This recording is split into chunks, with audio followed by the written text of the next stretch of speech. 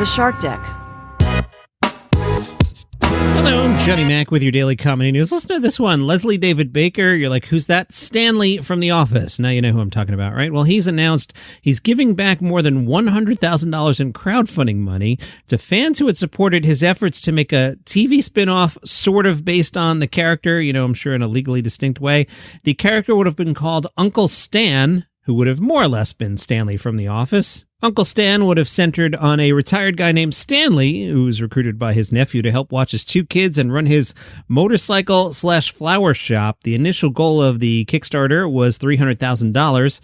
Baker posted, "We apologize about the delay in updates. We've been working behind the scenes to get everything on track and rewards fulfilled. We are just as excited as all of you to get this project out and truly appreciate all your patience and support. The project took longer than anticipated due to circumstances beyond our control. The initial delays were caused by the COVID lockdowns." Baker said he still has every intent to make the show, but the ongoing writers and actor strike has put another wrench in things, now leading to the series, quote, "to be on hold indefinitely until an arrangement is reached.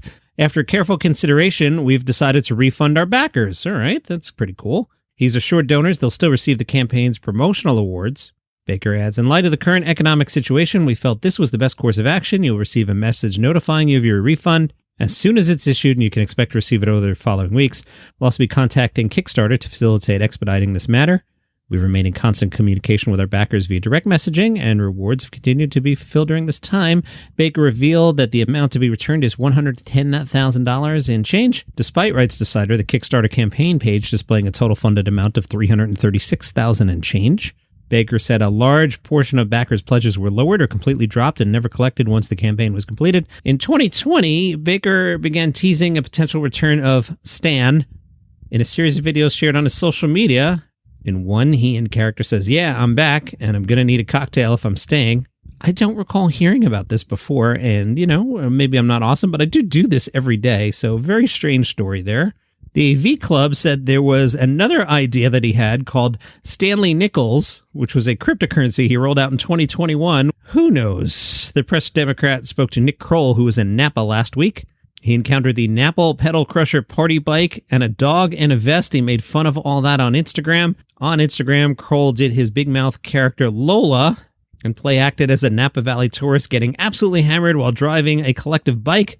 Later in the week, Kroll posted another Instagram of his driving escapades, doing Lola's voice again to explain how he wants to drink Chardonnay with a dog in a vest. He added, "That's Napa, baby." Gabriel Iglesias is on Craig Ferguson's podcast. I listened to that on Saturday and enjoyed it a lot. Fluffy was up at the National Comedy Center in Jamestown, New York, and he cut the ribbon on a new display featuring the jersey he wore during his record-breaking sold-out performance at Dodger Stadium in 2022. Iglesias said he was honored to be part of the center. "Yeah, it's been 26 years. When I started, I had hair, hope, happiness, a house. I had all those things. Now we're here." But thank you very much. I hope everybody continues to come out and support this because it's incredible, especially in a time now where censorship for some reason is becoming a thing again. I think it's important to see where it was, where it goes, and what it could be. Joel McHale and Beck Bennet are starring in a new TV movie. It's going to be on Comedy Central. It's called Office Race. Office Race also stars Kelsey Grammer, Allison Hannigan, and J.B. Smoove. Good cast. Office Race is about an unambitious office worker played by Beck Bennet who goes to great lengths, specifically 26.2 miles, to one-up his exercise-obsessed micromanaging boss, Joel McHale. This will be on Comedy Central September 4th. It was filmed before all the various strikes. Bennett's Pat is a pushover who coasts aimlessly through life until he's goaded into running a marathon and soon discovers his love for the sport. Why are you pausing, Johnny Mac? Because I'm training for a marathon. Animal Control star Joel McHale. Wait, that's how we're qualifying him now? Animal Control star Joel McHale, not known for any other sitcoms, will play Spencer, who's Pat's coworker and rival, who's a brown-nosing fitness fanatic with zero self-awareness and a crippling addiction to a quasi-legal sports drink. Hannigan plays Pat's girlfriend, Pat. Yes, they have the same name. She's getting weary of male Pat's lackadaisical approach to life. Kelsey Grammer will play Coach B, who is a former high school track coach and oft-injured marathoner who owns a local running store. J.B. Smoove plays Harry, a former world champion race walker who touts the purity of his niche sport and thumbs his nose at the running community. This is very, very complicated, Comedy Central. If you enjoy what I do here, buy me a coffee at buymeacoffee.com/dailycomedynews. You can throw any amount in the tip jar. Suggest an amount, $5. I'll take your $5.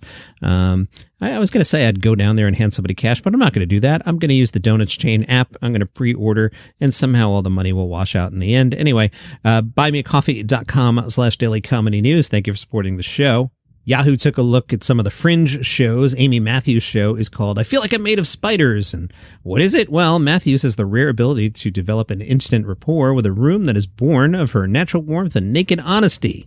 Combining a relaxed charm with a searing wit, she makes the deeply personal feel like universal truth. You'll find her at Monkey Barrel Comedy. Meanwhile, at the Gilded Balloon Patterhouse, you'll find Bishops. The description here, seemingly influenced by everyone from Samuel Beckett to Scooby-Doo, a sentence you don't often say. Bishops are such a knowing meta-theatrical example of a Fringe sketch act that their debut features them being reviewed and accepting an award. With layers built upon layers and constant rug pulls, Chris Kern and Noah Matthews don't lack ambition for the form, but it's all done with an enjoyably light touch, and they avoid pretentiousness. Thanks to their instinctive goofiness, every skit involves them cheekily peeping out from behind the mask of their characters, maintaining a running commentary on the success or otherwise of the conceit. That sounds like a lot of fun. Bishops is the name of that show. Also at Monkey Barrel, Crystal Evans' show is called The Hottest Girl at Burn Camp. That's an aggressive title. Edinburgh-based American comic Crystal Evans had a difficult decision to make regarding her full Fringe debut, whether or not to lay bare the massive trauma of her teenage life. Evans was 14 when a fire destroyed her family's mobile home, leaving her badly burned. She's extracted just about as much comedy as she can from this seismic incident. She's a strong storyteller with an appealing blend of sly, pluckish wit and down-to-earth cynicism.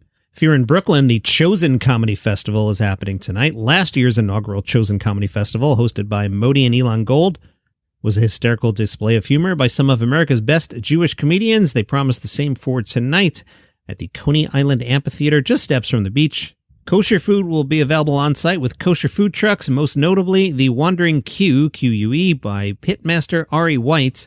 This year's event features the hosts Elon Gold and Modi. Other acts, I know you're ignoring me here. Listen to the other acts. Jessica Kirson, Jeff Ross, Ari Shaffir, Triumph, The Insult Comic Dog, Rich Voss, and some others. Now are you interested? Yeah, now you're interested. I know how this works. Kate Micucci, you know her from Garfunkel and Oates and also Big Bang Theory. She's selling her house. She had bought a 3-bedroom retro home in 2019 for $1.8 million.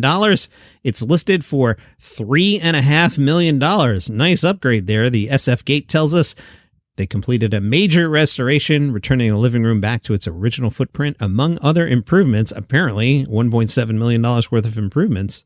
And Variety wrote about TikTok, lest you think TikTok is ridiculous.